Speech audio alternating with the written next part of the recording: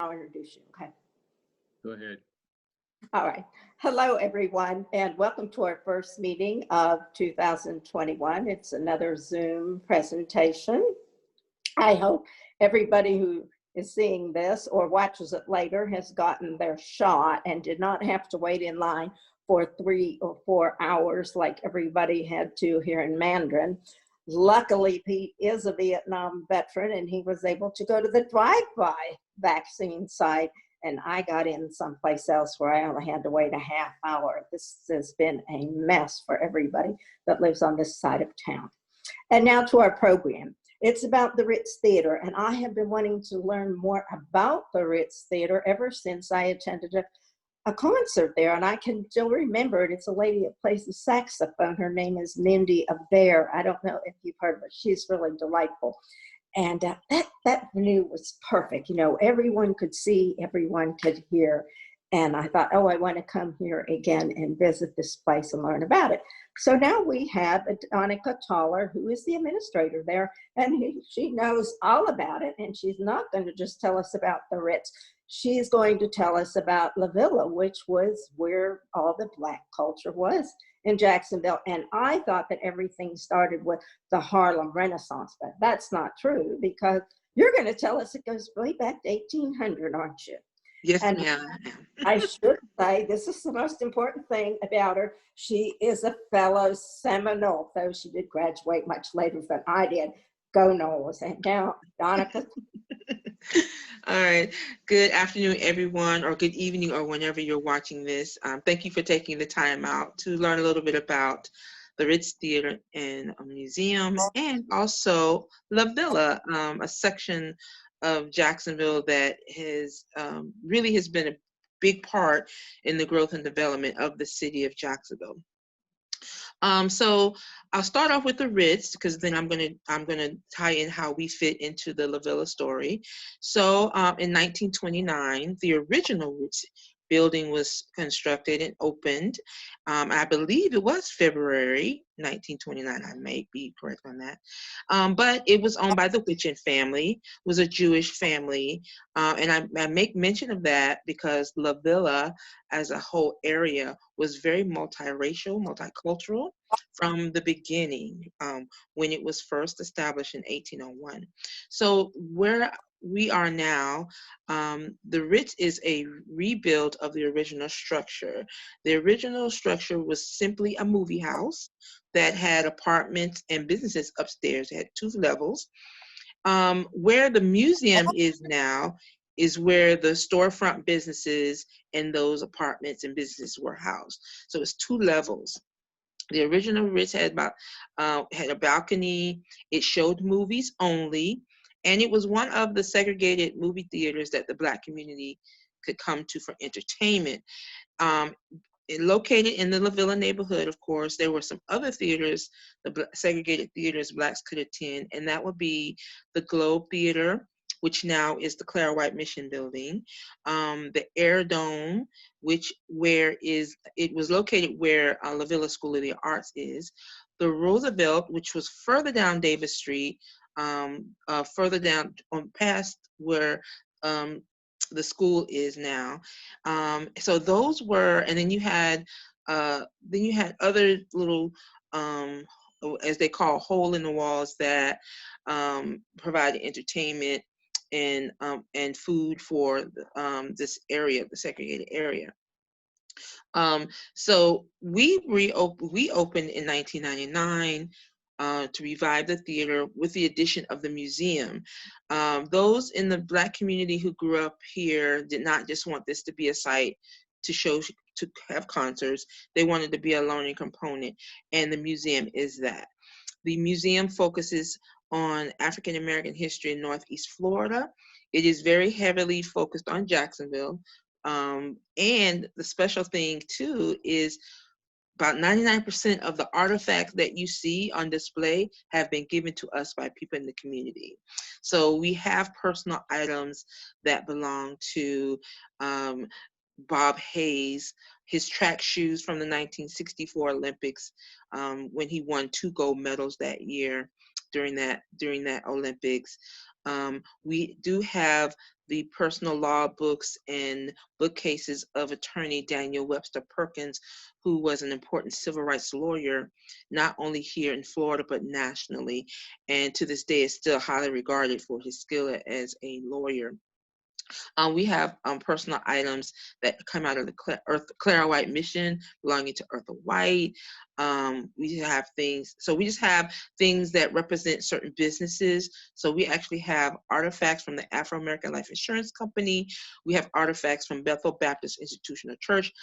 We have one of their pulpits. We have benches from Historic Mount Zion AME, et cetera, et cetera. So it really is, it is a really vibrant place. And we have photographs of people who see their family members or even themselves, and they don't have the picture themselves, but we have the picture. So it's just amazing that it just brings to life the rich history that's here in Jacksonville. And I like to let people know that Jacksonville's history generally overall, and especially African American history, is really national history. There are a lot of national firsts that were based right here in Jacksonville. The song Lift Every Voice and Sing being first performed here. The first sawmill owned by African American in the United States was right here in Jacksonville.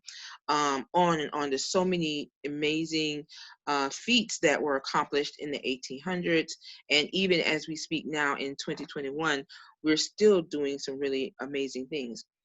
So our goal is to preserve that history and to share it with the community. Tie in with the theater. You see concerts, plays, dance recitals. We've even had weddings on the stage and a reception in the lobby. So this place has become a really community center, but not a community center, but a center of the community. And people have, I think we even had, even in this, our reboot, I think someone even asked someone to marry him here. They used to get those stories all the time, and from prior to the original Ritz shutting down.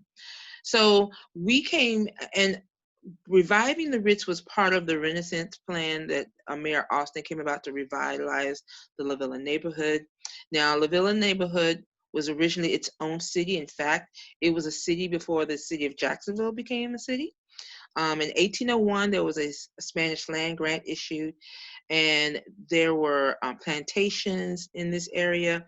In fact, parts of Beaver Street, even now far close to us, there was a plantation there.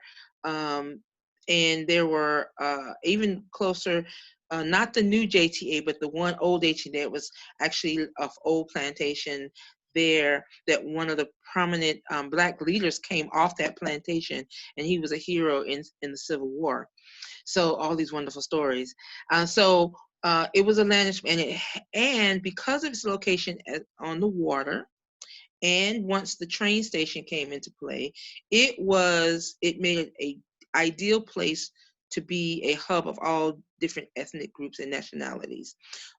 Jacksonville was the main stop here on the East Coast. The west of Florida would have been Pensacola. The trains landing there. There were people coming from Europe and other parts of the world with aspirations of going further down Florida. Mind you, it wasn't as developed as it is now. So those two locations were the main stop. And sometimes the people just decided to stay instead of moving on. But I've met people who have been doing their history and said, the Syrian family was a block over where we are. And a gentleman found out that initially they had planned to go to Tampa, but they just decided to stay here in Jacksonville, in LaVilla. And all the while with the different trains coming through. Now, at one point, there were 122 trains coming through Jacksonville, LaVilla every day. So you can imagine the number of people that's on there, the number of products, produce, materials, all those kind of things. After the Civil War, living in Jacksonville was the place to be because of being on the water and being a port city, and also the trains coming through here. Jacksonville was that hub, and LaVilla growing. Even James Weldon Johnson talked about as a little boy. James Weldon Johnson was born in 1871 here in LaVilla. his parents migrated they met in New York, but both parents are from the Bahamas, or they're Bahamian, and they moved to LaVilla in 1869 because it was the thing to do after the Civil War, the place to be.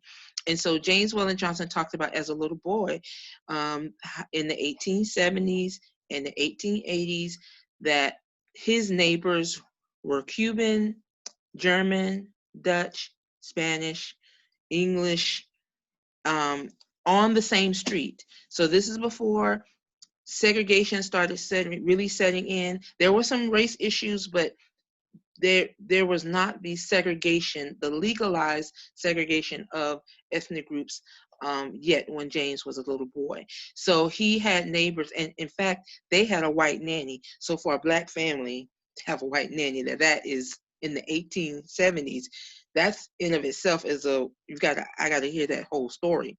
And I also want to make note that the Johnson families and other Black families were not poor Black families. They were not struggling. They were upper middle class. In fact, the Johnson brothers' father was a prominent member of Bethel Baptist Institutional Church. He was known for looking after the poor. He was the prostitute, the drug addicts. They did not live far from the red light district. So that was Mr. Johnson. He took that upon himself to care for them wherever he could. And he was the head waiter at the of St. James Hotel, which is now City Hall. So he had great prominence in the community, and the mother was a teacher and a trained opera singer, a trained classical singer and musician. So that's the family that the Johnson brothers have came from, and it was reflected in their work. So it was a very vibrant community that it continued to evolve, and we had other groups like the Rabbit's Foot. Rabbit's Foot was a minstrel show founded by a gentleman named Pat Chappell. Now, the Chappell family were really important in LaVilla as well. They had been slaves.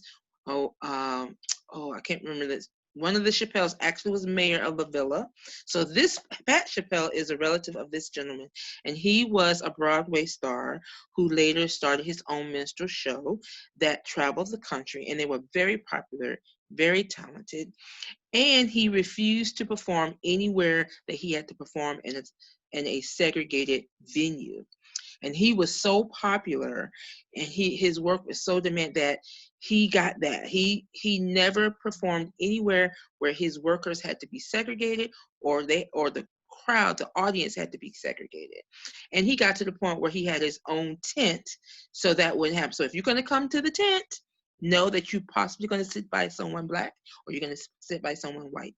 And a couple of his claims of fame is Ma Rainey. Ma Rainey got her start at Rabbit's Foot right here in the LaVilla neighborhood.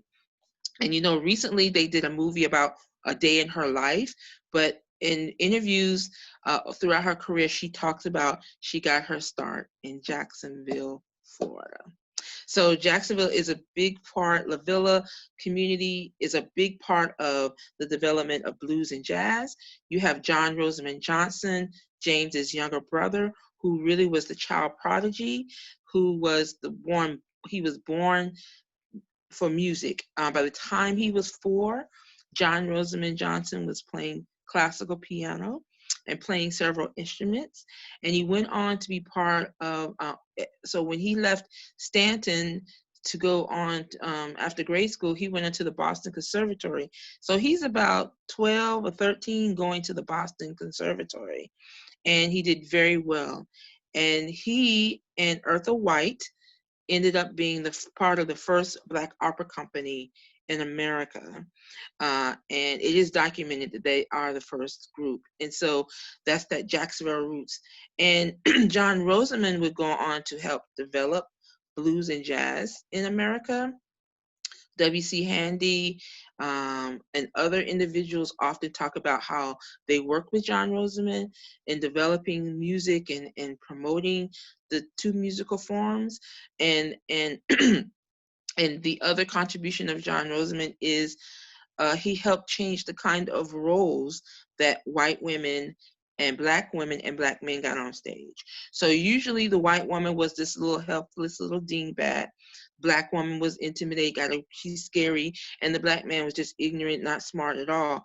None of those three individuals could go on stage and be intelligent and just plain beautiful or have any kind of that they were intelligent or smart in any way. And so John Rosamond and his partner Bob Cole were very key in changing that dynamic. And even before the pandemic, and we would have entertainers come to us from New York, and they would see, we have a special robotic exhibit on the Johnson Brothers, and they would see John Rosamond, and they would go ecstatic. They'd be like, "Oh my God, you got something on John?" And they would literally get on the phone and say, "Hey, I'm looking at this great exhibit. They're talking about John Rosamond and all he did." So John Rosamond, even now in this day and age, is still highly regarded. And that's amazing because he's been dead since 1954. And his main work was done in the early 1900s, late 1800s. So the fact that he is still, his work is still resonant is amazing to his talent and his contribution. So this whole LaVilla area, not only the Johnson brothers and their contributions, but we have to talk about Augusta Savage, even though she was from Green Cove Springs, Florida. As she grew and matured, and she actually did live here in Jacksonville with aspirations of creating busts for the prominent Black community here. Now, there was a prominent African American community here in Jacksonville. Even after slavery, there were actually, so the Johnson brothers, their parents never were slaves. And then there was other Blacks who actually were wealthy. There is one woman, Mrs. Miss Braddock, excuse me. She ended up marrying one of the, a gentleman who was a former colored soldier in Civil War, but he also became a minister, and he was one of the presidents of Edward Waters College. But she herself came from a family that was prominent, very wealthy, so she was born rich. So you think about, we're talking the 1800s, a Black child born rich. And she went on to build St. Paul AME Church, which still stands today. So she built that church with her money. So it was, so we had it was a very diverse community. And not only was that she was rich, but she was a great advocate for civil rights, women's rights, education. She was active politically. And so all these individuals are in this area doing these great things. Another person, and with Augusta Savage, she's known, she was ahead of her time. She was definitely ahead of her time. I mean, when artists, I work with artists all the time and I love them, but they can be very absent-minded. And they're so focused on their work.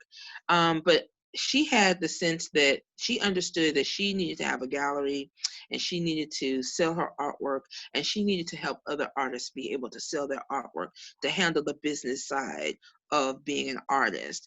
And many artists, even now, they have a hard time with that now. And for her to already know that that's what she needed to do, she went forward. And she actually had 2 galleries. And really the reasons they did not succeed is because they were run by a Black woman. But the fact that she had the mindset to do that. And that was the story of Augusta Savage's life, is many of the things that she accomplished were not recognized simply because she was a woman and Black, or she went up against a lot of opposition because she was woman and Black. However, that did not stop her from becoming a major mentor to artists who would become really prominent, like Ramir Bearden and Jacob Lawrence and others. And even the concept of there being a Black museum, she greatly, Eartha White, another person way ahead of her time, understood in the 1930s that there should be an African American museum. There's a letter between she and Abraham Lincoln Lewis, who was the president of the Afro-American Life Insurance company at the time, based here in Jacksonville, that there should be a Black museum. And it came to life in the 1830s. And part of that, why it came to life, because of some of the work that Augusta Savage had done about exposing all children, all people of all economic levels to the arts. So Eartha White already had the things going on in her head, and she started making some moves. And during the Depression, with the WPA art project, which Augusta Savage helped lay out the foundations and the how it would run. When those two came together, Eartha White was able to get her museum opening. So again, this the impact of Augusta Savage on this city, even when she wasn't living here at the time, but being friends with Eartha White, and she was friends with Mrs. Comer, Nina Comer, and there is a original piece of Augusta Savage and the Comer called The Diving Boy. And it's one of those rare pieces, bronze pieces of Augusta Savage, because throughout her career, she really had a hard time getting much of her work bronzed. So it's a great treasure in its rarity, and also just because of who the artist is and the talent of the artist. And I mentioned Eartha White. So the Clara White Mission is established in the LaVilla neighborhood. And Eartha White is an amazing story of commitment, dedication, and productivity of anybody you would ever want to study. And especially you're talking about a Black woman in the South who had multiple organizations that she ran simultaneously, successfully. And she managed to get the support she needed regardless of those different art obstacles. So Eartha White actually was adopted by Clara White, who was a former slave on the Harrison plantation on Mammalia Island. And once she was freed, she actually got married to a gentleman who was actually in the South Carolina 33rd Colored Troops. They connected during the war because Clara was working with making sure the soldiers and anyone in the community needed food. She was doing that, serving the community. And they met and married, and they settled in Hansontown. So if you know where Bethel Baptist Institutional Church is, where the church sits on where it sits now, and First Street, where the health department is, on back toward parts of Springfield that runs into Springfield, that's Hansontown. And Eartha White and her mother actually lived across the street from Bethel. So where the health department is now, and the parking lot that's there, Eartha White's house was 233 Eagle Street. That first street used to be called Eagle Street. Her house was literally across the street from the church. And that is the house where Clara would feed people out of her kitchen and give them food and, clothing if she need be. So Eartha White grew up in a house of giving. Her mother, Clara, said, "Your key to success in life is serving other people. And service is the price you pay for the space you occupy here on earth." So Eartha White was indoctrinated with the idea that service was your key to success. And Eartha White took that to heart. Eartha White had the Clara White Mission. She moved to Ashley Street in 1928, but from 1998, because she was part of the opera company in 1895. She came back. She helped with the Spanish-American War. So from 1898, 1897, until she died in 1974, Eartha White served this community and the country. She had, by the time she had the Clara White Mission, and it became the main location to everything she did, she had a home for unwed mothers. She had a home for drunks. She had a home for smokers. She had a tuberculosis rest home. She had her own Mercy Hospital. Like, it was her private hospital, but she served everyone. So even when police would come and tell her to stop serving the white community, she would say, "No, if they need my help, I'm helping her."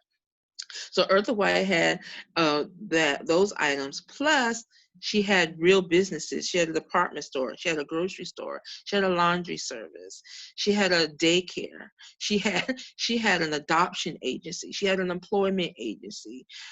She was what you call it? What's the people that count the people? Um every 10 years she's a census taker. She was she was into everything. um and I'm not even listing everything. And we're even now, if you follow what the Claire White Mission is doing now, with the farm, with the veterans and all of that stuff, Eartha White was doing all of those things. Eartha White even had two labor unions that served women because of the wars, the men going off to war and the women taking those places. Eartha White had two labor unions. We're talking the early 1900s. This Black woman has a labor union looking out for women who had to work because their husbands or sons were off to war. And so uh, she was doing all of those things, and she was great. And she already understood if someone didn't know how, if someone was blind, she already had programs to train them how they could take care of themselves. So you have to realize that what we have now with government aid, that those things were not available to the community at that time. So Eartha White had programmings to teach you, if you were blind, how to basket weave or how to do something with your hands so that you could take care of yourself so that you would not be destitute. If you had hearing problems, if you came and told her, I don't know how to read and write, she put you in a class, you learned how to read and write, and she put you to work. And so if you wanted to work, if you wanted to learn, if you wanted it, Eartha White had it there for you. And so her programs really served the community. Even though it was because she's serving the Black community, she served whoever. And often the police would come to the Claire White Mission and tell her to stop serving the white guy can't stay here. And she was like, yes, he is. He needs this help. He's staying. So they got to the point they stopped telling her. They're like, he needs this help. I'm giving it to him. He's staying. You're not taking him away from here. So you had this really strong woman who really cared about the community, and this LaVilla influence is a part of that. So you also have Stanton. I want to point out Stanton, and unfortunately, the building now is being condemned, but that school was so important in educating the Black community in this area. And not just this area, we have stories of people coming from other states in the South to come to a high school because there wasn't a Black high school where they were from. And so that school was so important to educating the Black community. The Johnson brothers went there. Their mother was a teacher there. Eartha White went there. In fact, if you were going into public school, Stanton was the school for the Black community. If you lived out at the beach and you wanted to come to school, you had to make your way here. And we do have stories of people talking about how they rode over, that they were rowing over the St. Johns River to get over here to go to school every day. So this whole neighborhood is played a key part in the growth and development of the city. Now, out east is important too in its own right because it's on the water too, and Talleyrand. But being educated and having some place where you're getting served, because if you're in need, you came to LaVilla for those things. And so those the important things about Essence of Life was here, but also the entertainment. The talent here was such that people compared us to New York. In fact, there is studies now where there are a couple of scholars who are saying that Harlem is actually LaVilla North, because there are so many people from LaVilla that really impacted the Harlem Renaissance at the time. So James Weldon Johnson and John Rosamond was there. Augusta Savage left this area, and she really she really took root in New York. And Zora Neale Hurston has history here in Jacksonville. Once her father remarried, she did not get along with her stepmother, so she was sent to Jacksonville to live with her older brother and sister-in-law, and they were members of Bethel. And so she went to Bethel, and she watched her sister-in-law and brother run their businesses. She went to school. She was educated at Stanton. So just and then she went on to be an important part in preserving folk songs and folk tales in the Black community. She came during the Depression for the WPA project and actually recorded Eartha White singing a lullaby that Clara used to sing to her when she was a little girl. So we have all these people from Jacksonville who went on to really impact the Harlem Renaissance. There are some other people. A couple other people have popped up recently. Someone was sharing with me that they're researching someone that's from Jacksonville, went on to do really well in LaVilla and in Paris. So we just have such an amazing history here that we're just not, people are just not privy to, but it's so rich and so vast. We could spend a lot of time just ticking off the nice little did you knows, without even really going into great depth of the impact of everything. So I think that's giving you a good idea. I truly could keep going, but I wanted you to at least have an idea of the rich history. I encourage you to, their Eartha White's collection is at the University of North Florida, Eartha M. White Special Collections, and you actually can go through there and just see some of her history. They have over 1,000 photographs, and it's not just her information, it's some other information, but it also gives you another, Mr. Weems. I didn't even mention Mr. Weems, who is a photographer based in LaVilla, but there was another photographer before him in the 1800s, in the 1880s, who had a business on Bay Street that there are some early pictures taken by him in Miss White's collection. I also encourage you to visit the Eartha M. White Historical Museum inside the Clara White Mission Building. They too have a large collection of Miss White's collection of papers and documents and photos. It's larger than UNF, and I had the great pleasure of organizing it. So it still has work to be done with it, but it is a huge collection. When Jacoby Pittman started at the mission in 93, that's when I was working on Eartha White for my dissertation. My master's at Florida State. And I came across there, and I was going to do, I was actually there to maybe just help with the feeding and stuff. And I started digging and finding that there was all these papers all over the building. And I asked permission, could I put it together? And I did. And I was getting more and more supplies to build it up. So now I think the pandemic has slowed things up, but I know that there's an effort to really properly organize everything so that it could be available for proper research. You'd be very amazed at that. So, but that's just a little drop in the bucket of what you could know. I haven't even talked to you about the different ethnic, really in depth, the Greeks that were in this area, the Chinese, the the Jewish community, the Lithuanian Jews, the Eastern Jews, just how diverse this area was, and which really made it really exciting. And the fact that the Witchin building, this building and the Witchin building across the street was owned by the Witchin family as well. And Billy Daniels, the prominent singer and dancer and actor, was born in that building right across the street. So, and Billy Daniels does have a star on the Hollywood Walk of Fame in Hollywood. So I'm going to stop there because I keep thinking all this other great stuff. But I just really hope that gives you an idea of the vast history that's here, any subject matter, the different type of theaters, even if I could go into depth of just how John Rosamond Johnson influenced the music scene here that really affected Masters. So thank you so much for your time. And if you have any quick questions, I'll be happy to answer them. But thank you for inviting me to share this information with you.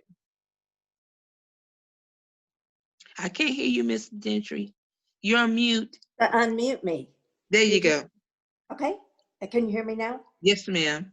Okay. I had a couple things. One, have you seen the movie with Viola Davis as Ma Rainey? I haven't watched it yet. I have not. Well, I'm I going to. have this thing. I have to get my mind right, because I have this thing that if I've studied the person's life, I have a hard time watching it as a movie. If it was a documentary, I'd be on it. But movies, they do a little stuff.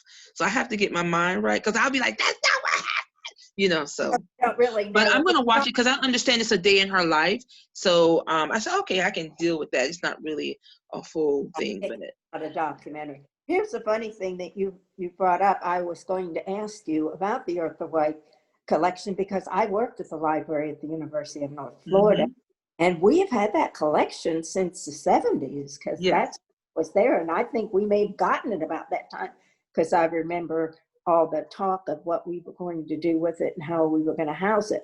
But my question is, when you came to take over the Ritz, did they give you any of those pieces for your museum or not?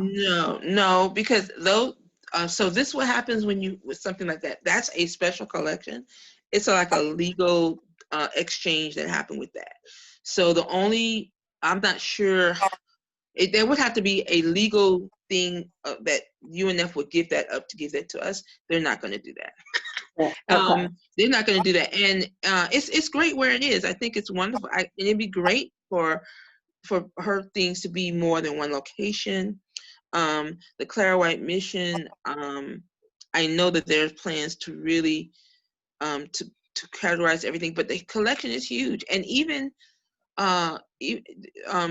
UNF's collection is very organized, but there's still work to do. I mean, I think people don't really realize that they've organized things very well, but as you continue to study and as time goes on and more things come to light, there's even more things to pull out and maybe rearrange. So there's always work to do, and I'm glad that that's a challenge for them. I'm glad that her work is not in a landfill somewhere. And it really helps you because her collection covers so many, not just her life. There's some other things. If you're studying someone else, more than likely she worked with them. When I was in college and I was working on her, I was famous because most of my colleagues were working on someone else, whether they were Black or white. Eartha White worked with that person. So when I was doing my research, and I'll say, oh, I found this. Can you use this? And it would be some information or a document they had never seen of the person they've been studying.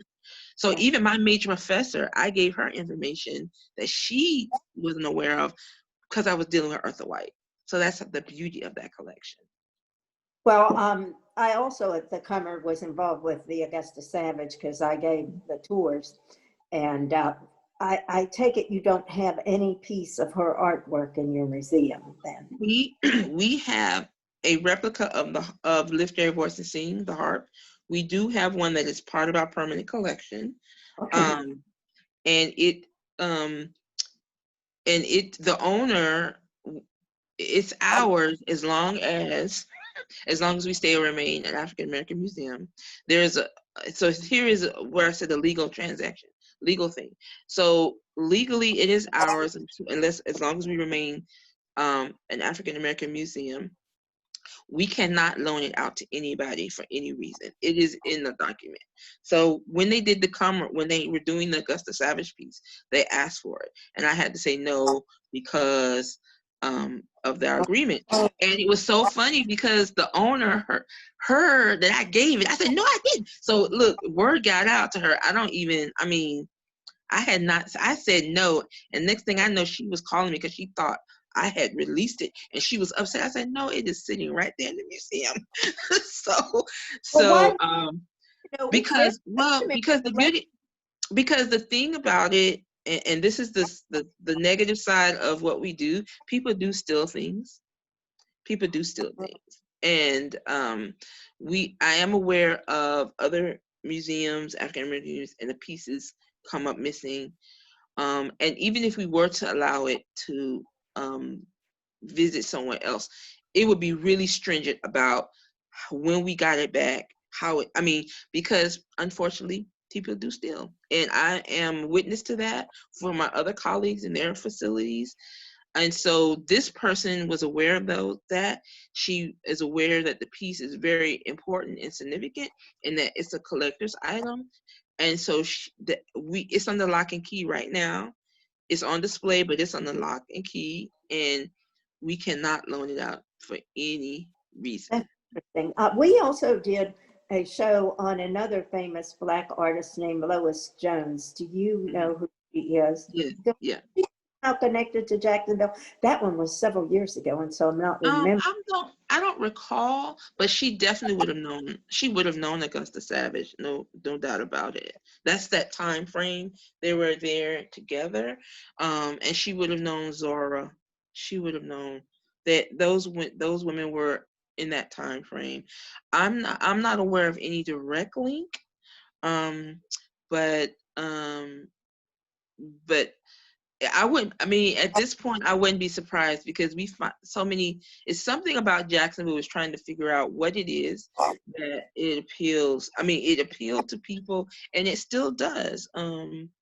Even my colleagues, they're doing something and it's always somehow Jacksonville or someone from Jacksonville is connected in it's part of their research. So I'm pretty busy sharing information with And colleagues across the how country. about the writer Zora Neale Hurston? Now I know she was in the area.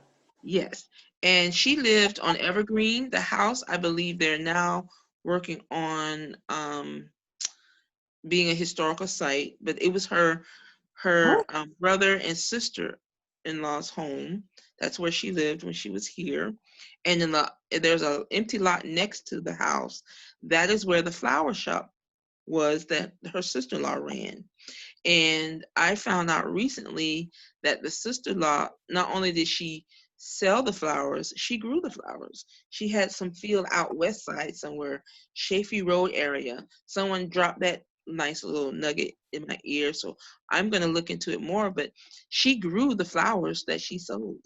So, that's really, that's dynamic. You don't know of a florist that is growing the flower that there's, not many people do. No. Do you have copies of her books and stuff in your museum or not? No, nothing. we have someone donated, we have some, Their Eyes Are Watching God, but we don't have a vast collection. No, we don't. Now we do have some items that belong to her because there is, another person she was related to who recently died. We did some work with her and she donated some things that belong to, Oh. Zora. So we do have some minor personal things that belong to Miss Hurston. What I should ask this just for the recording. What time is the museum open so people want to go over and visit? Okay, so Monday through Friday from 10 to 4, we're open. You must have a mask. Your temperature will be checked. There is hand sanitizer throughout the exhibition. So running from the door, from when you step in to walk all the way through, there's some hand sanitizer. It is social distance. Everything is mapped out, so you know when you're 6 feet apart. And we have nice little trickle of drop-ins. So we haven't had any group tours. Well, we did have a group, but the group, we were able to split them up, but they were doing some professional development. So they used the museum and were able to separate them so they could do their classes. And everybody had on a mask and clean place to wash your hands and sanitize. And is the theater not being used right now because of COVID? Right now they've decided for us not to have any events yet in the theater. So the museum now, unless now I think we did, it was a private event, but it was a small private event. I think they allowed to happen because it's really small and it just stayed in the lobby, and the museum is open. Oh, and museum entrance fee is $8 for adults, $5 for seniors and children. And ideally they're asking, that's in cash. Ideally they're asking you to purchase your tickets to the museum through Ticketmaster. You go to www.ticketmaster.com, and you can type in the Ritz Theater and Museum. It should pop up, and you make your selection. And with that, there will be a fee on that. So I think it's $9. I think it's $9.76 online, and six something on when you purchase tickets online. Ideally, we would like ask that so that we would not have to handle money. So And all you have to do is just show on your phone that you purchased. Yes, ma'am. Right. So But if you don't, we have cash. No, yeah, I couldn't believe this. I go to my grandson's junior varsity soccer game, and we have to buy our tickets online and show them. Yeah. Whoa. Yeah, and that's it. Yeah, and actually, it was going to be more than that. I said, I said, we've got to do something. Either we, take the, just be extra cautious with handling the money, or we need to come up with a plan that the fee is not so high. You're not going to have anyone to come because it's just too much. So, so we managed to knock something down, but it's hand sanitizer. We asked people to sign in, also just in case, somebody comes down with something, we know who's here, we could track you down and let you know. So that's why we, but other than that, it's been good. So we have people come in, it's like they know to come in and they pace themselves unconsciously and they get to be in the museum, see the robotic exhibit, walk through. Ideally, no guided tours, but I do go in and just say, you have any questions, and talk to them from afar. But it's a great, so hopefully soon. And I'm working. How long does it take to see it all? Well, that depends on you now, since it's not guided. I've almost locked somebody up in there because they were still in there. So it could be an hour, the max. You're going to see the robotic exhibit. So the robotic exhibit is about 12 minutes long. And if you're going to walk through and meander, you might be out of there in an hour. But some people actually, there's a couple of hours, they're still in there. But that's people who read everything. So,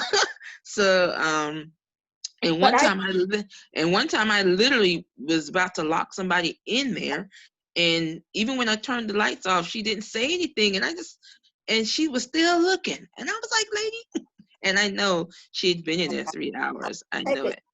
Nobody can handle any of the things. Just look at it. No, just look. Right. There's no handling, so you could look at everything. But there's a lot of things to read, and we just have really great artifacts. We have Billy Daniels, one of his tuxedos. He's on display. Like I said, we have Bob Hayes track shoes from the 1964 Olympics. It's running, and I've actually met Bob Hayes at one point. Yeah. And for those who are in football, they know, the term zone defense is because of Bob Hayes. He was so fast. And, that's right. Wasn't he? Yeah. Dallas Cowboys. Yeah, for a while. I forgot about that. He was Dallas Cowboys, and then I think he did a year or two with the Redskins, but most of his career was Dallas. And he's in the Ring of Honor at the Dallas, and most of his records are still stand, apparently. Emmett Reed managed to break one of them, but it took him 13 years to do what he did in 8. He was still alive in the 80s. My kids got out of school in the 90s, so he must be way after that. I think he died 2006 or something like that. 2006, 2009, somewhere like that. So he lived into the 2000s.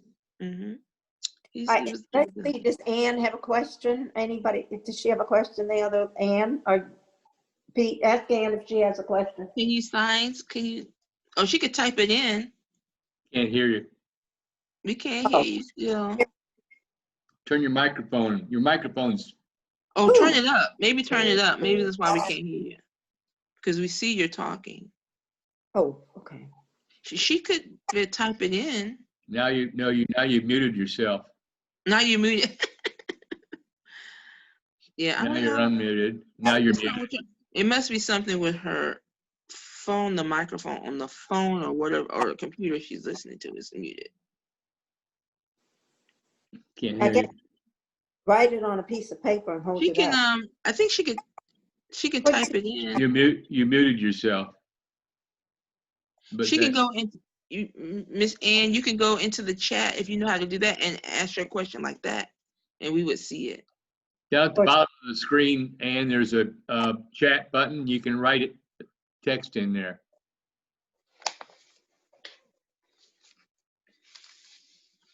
I don't see the chat. I see the record button there. Could she write it on a piece of paper and hold I it think up? Yeah, she does that. Yeah, she can. she's helping her. She's helping her husband now. She's Oh, pretty oh, occupied, okay. Oh, Okay. wheeling So- him out of the room. Yeah, if she had a tablet, she'd just write it and hold it up. mhm, mhm. We're still recording. Yeah. So overall, are you all doing well during the pandemic? We're doing Doing okay. fine. It's not meeting in person for a lot of our members because they're older folks, and getting out once a month to have our program and our meeting was something they Something really you do look well. forward to, yeah. I Because understand a that. lot of them, you know, they're afraid to go out because they don't want to get anything. Well, And- that is understandable. That's And a lot, understandable. now, several of them do have the computer, or their children can come over and help them. But we have some that can't do this because they don't have the computers. Because a Yeah, lot of them in their 80s and 90s, and they never used a computer. yeah, You know, it is what it is. There's not much. yeah. If I have these recorded, I'm going to start calling their relatives and say, "Would you please go over to and bring your mother or your aunt or whoever Yeah, and okay. watch the recording."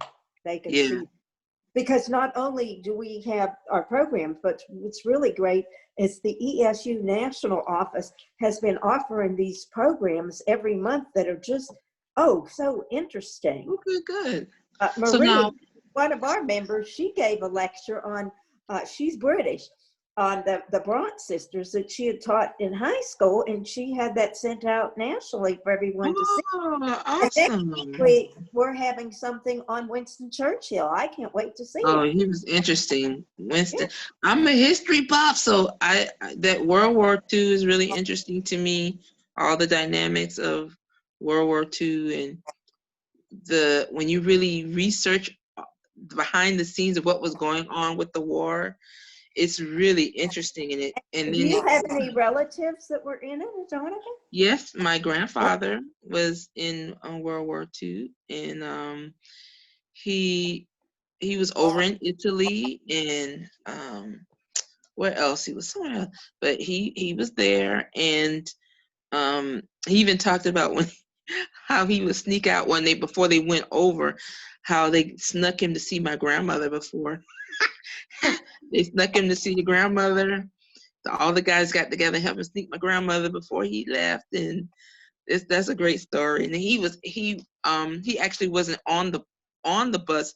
He was under there with the suitcases, so they didn't realize he wasn't there because his whole time he was in the it was a funny story. He was, I said, my goodness. I said, you had to see grandma that bad? He said, I had to see my grandma. You see something on your screen, Ann just said thank you for the presentation. Oh, geez. It was written up there on the top of mine. Oh, okay. Well, you're welcome. Thank you for taking the time to listen. Thank you so much.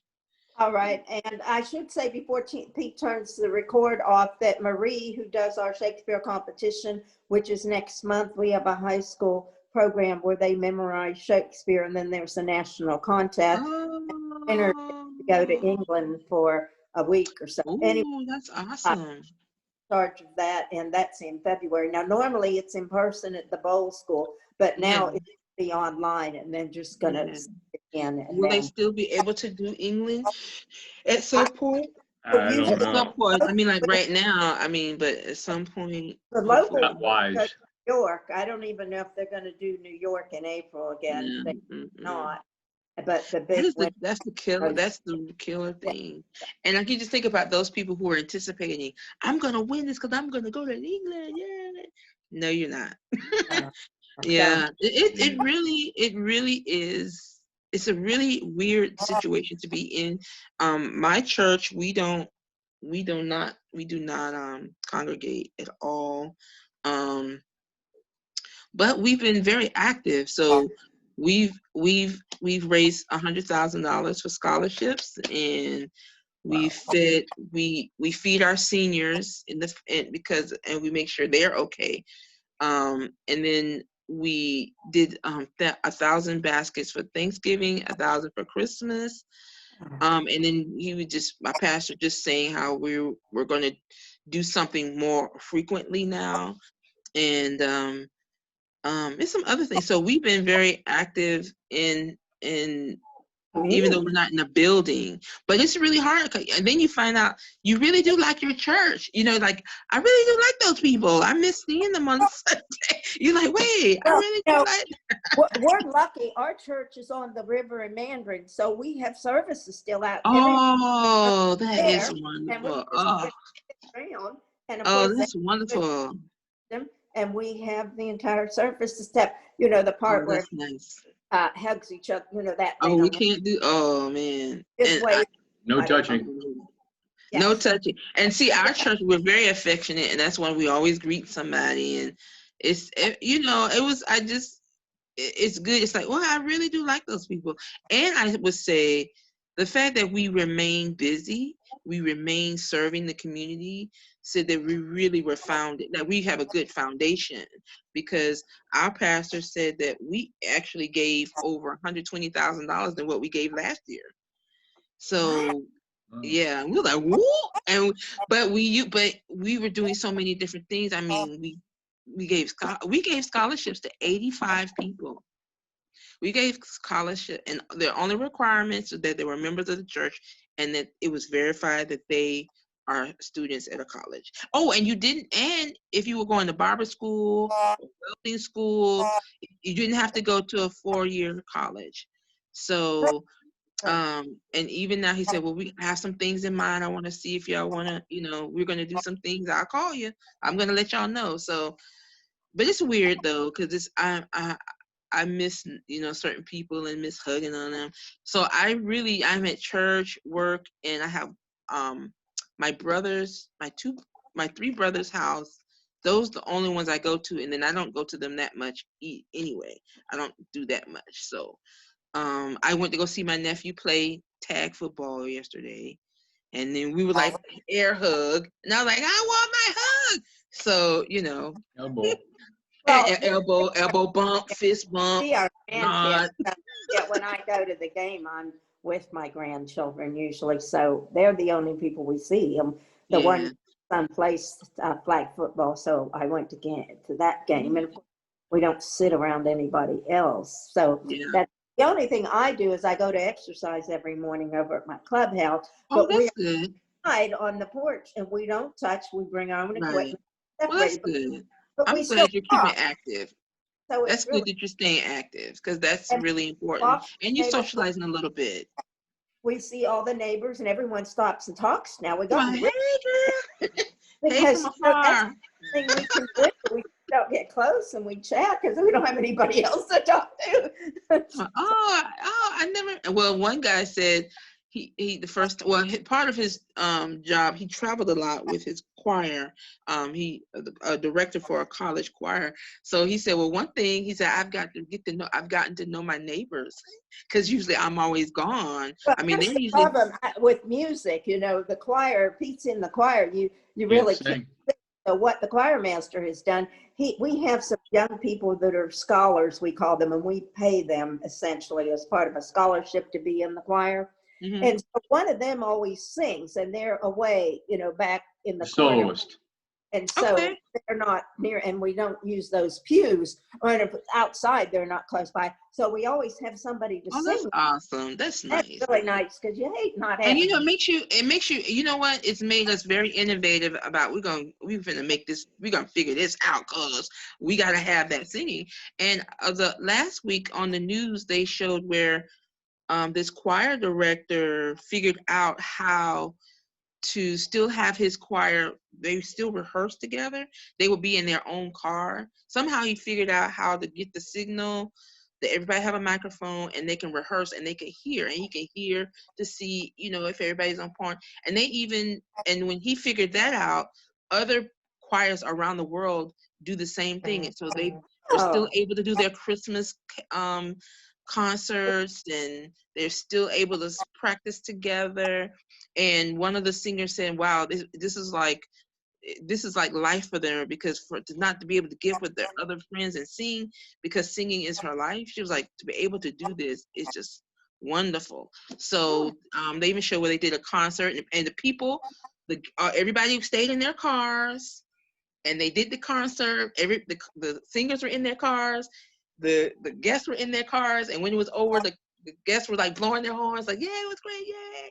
And it sounded good. It was no delay. It was just like if they were in, you know, in a the group. stand singing. Yeah, it was beautiful. So it's made us smart. So if we didn't take it, well, it made us use our brain, because if it didn't make us depressed, you know, we got to figure out how to make this happen. So I think that's the good thing about it. But if you're a huggy kissy person, it's hard. It's hard. Well, we're going to go ahead and go. And thank you so much. Yeah. Thank you for the invitation. Be well, and you know, take care of yourself, your family. Call and say hello every now and then or something. But I'm glad you're doing well. You're there all day when it's open. You're there all the time when it's open, because we'll probably get a ticket and come down in the next couple of weeks. Okay, yeah. Now I'm off next week. But I'll be back the next 2. Yeah, but even if I'm not here, there's be someone here if you decide to come next week. But I'll be back. I'm off next week. But thank you for the invitation. I enjoyed talking to you. And when we get back to having, you know, our meetings at the country club, I will invite you to come. Okay. And I'm going to keep you on. I didn't make mention of it, that there is an effort to recreate The Harp by Augusta Savage. Yes. So to do the 16 feet. So I'll keep you abreast of that, because it really is a buzz. The Jesse Ball DuPont Foundation is part of that, and they've already, Maria's already said that someone's already donated some money towards that. So it's between $750,000 to $1.5 million to recreate it. So, people are, they want to see that happen, and one of them will be outside the Ritz over in that park that we are. They're going to redo that park and put it there. So I'll keep you abreast of it, because I know you would be interested to know that. And I will let our members know. Who's accepting the donations? The Jesse Ball DuPont? Jesse Ball DuPont. Check into the. I'm not sure, but Maya said already someone has donated, and I was like, ooh. So it's something people really are pushing toward to happen. And fortunately, I've been asked to be part of the committee, so that's an honor. But I will keep you abreast to that for sure. Yes. Okay. Well, then when we finally can open, you certainly can then talk about that then, if they've got some. Because maybe by then there's a real campaign, and maybe you can donate, and I can give you more detailed information if you're interested to donate. Yeah, that'll be. We'll have that at the meeting. Yes, I know. I would love to put a few dollars toward it myself. I'm looking Well, forward, so I want to get more information. Yes. So thank you. Enjoy the rest of your Sunday. Enjoy the rest of the week. Look, it's February next week. After that, it's already February. Like after this week. Your vacation. This year is going to, the year is moving fast already. Boy, we said it would be over by now, but I don't know. Yeah. ESU, one of our chairmen, said he think it's going to go on for quite a bit more this year. I hope he's wrong. Yeah, I hope he's wrong too. But yeah, with all the different strains coming out. And thank you so much again. All right. Bye-bye. Bye. Bye-bye.